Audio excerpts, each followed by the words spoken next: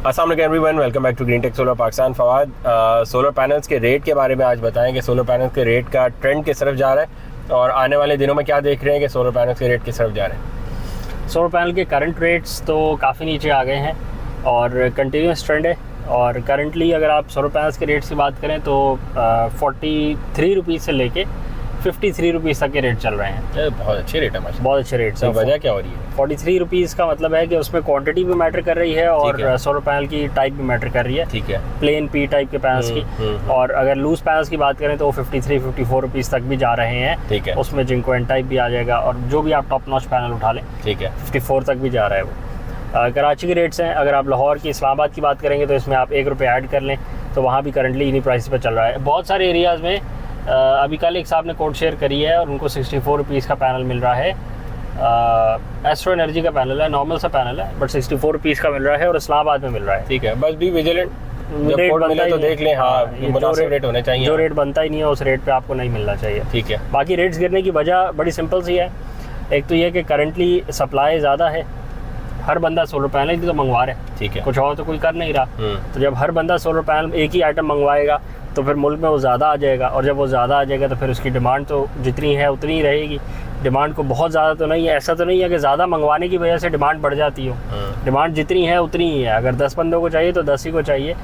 तो ज़्यादा सामान होने की वजह से फिर कंपेटिटिवनेस बढ़ जाती है। इसमें कस्टमर का फ़ायदा होता है कि उसको कम प्राइसेस पे चीज़ें मिलना शुरू हो जाती हैं, वही आइटम कम प्राइस में मिलना शुरू हो जाता है। फिर इसमें मार्जिन जो है वो जो मंगवाने वाला होता है उसका जो पहले बहुत ज़्यादा एक मार्जिन होता है वो अब थोड़ा मुनासिब की तरफ जाना शुरू हो जाता है। अभी भी कोई कम मार्जिन नहीं है, अभी भी अच्छा खासा मार्जिन है।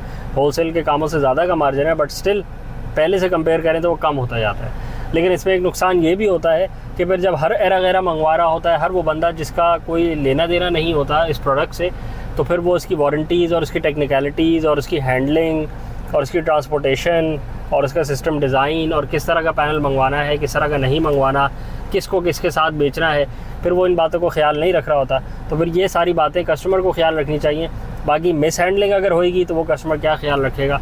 वो तो अगर ट्रांसपोर्ट होते हुए किसी ने तोड़ लिया या किसी ने स्टोरेज ही सही नहीं करी या किसी ने आपको गलत कह के कि इसके साथ ये कंपैटिबल है बेच दे आपको और फिर बाद में आप जब रिसर्च करें तो आपको पता लगे, तो फिर ये सारे नुकसान तो होते ही हैं। बट प्राइस वाइज तो प्राइस कम होती है, लाजमी बात है। जितने ज़्यादा लोग चीज़ को मंगवाएंगे उतना कस्टमर का बेनिफिट होता है। तो इसमें कस्टमर को ही विजिलेंट ज़्यादा होना पड़ेगा कि जो ख़रीदने लगे तो उनको पता हो कि वो कौन से पैनल ख़रीद रहे हैं। डायरेक्ट इंपोर्टर की या दुकानदार की बातों में ना आए कि भाई ये सबसे बेस्ट पैनल है, ये लगा लें।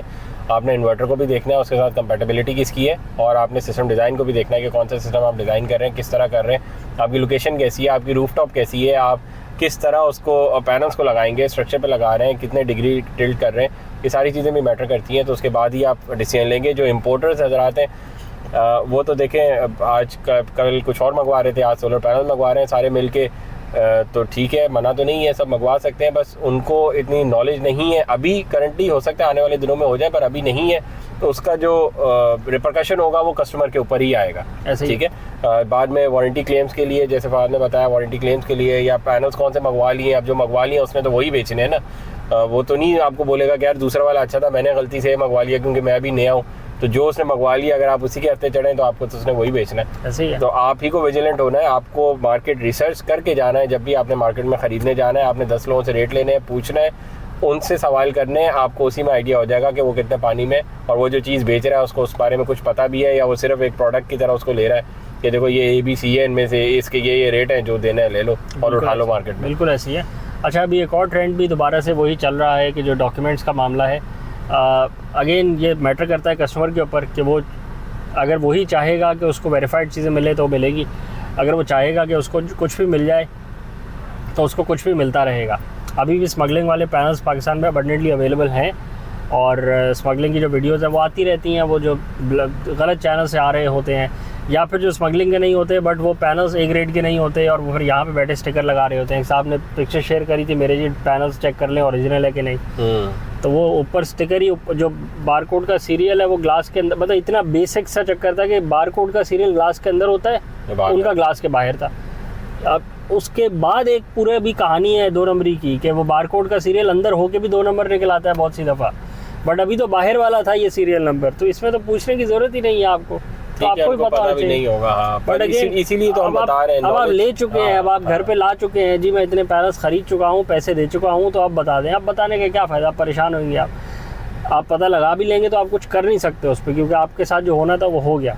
बाकी देखने में आपको लगता होगा सारे सोलर पैनल सारे एक ही जैसे होते हैं, जैसे डिग्री होती है। सही बात है। तो सारे सोलर पैनल होते हैं, तो सही है, होते होंगे। आप भी लें, आप भी बताएं, आप भी ट्राई करें।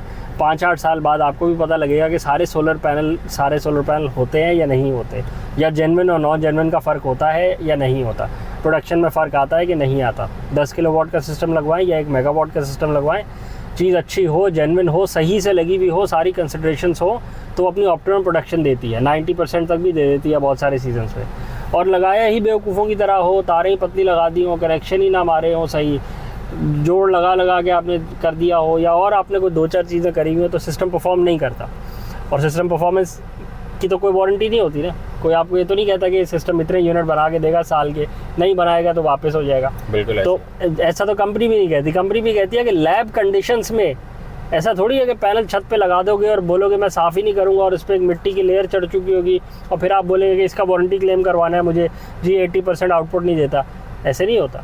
लैब कंडीशंस में ब्रांड न्यू वॉश पैनल्स होंगे, जेन्युइन पैनल्स होंगे, डॉक्यूमेंटेड होंगे कि हाँ ये वो है भी कि नहीं, फिर वो वॉश्ड होंगे, लाइट इंटेंसिटी भी अगर कंट्रोल्ड होगी, उसके बाद भी वो परफॉर्मेंस नहीं देगा तो वारंटी क्लेम होएगी।